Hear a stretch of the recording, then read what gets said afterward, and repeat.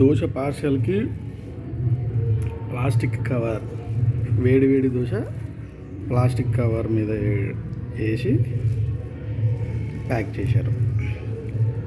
చట్నీ కూడా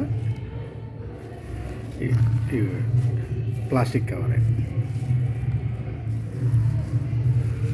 ఈ ప్లాస్టిక్ కవర్లో వేసిన ఫుడ్ తిని మనం రోగాల్ని కొనుక్కు తెచ్చుకోవడమే. దీని మీదకి మనము పట్టించుకోము, హోటల్స్ వాళ్ళు అస్సలు పట్టించుకోరు,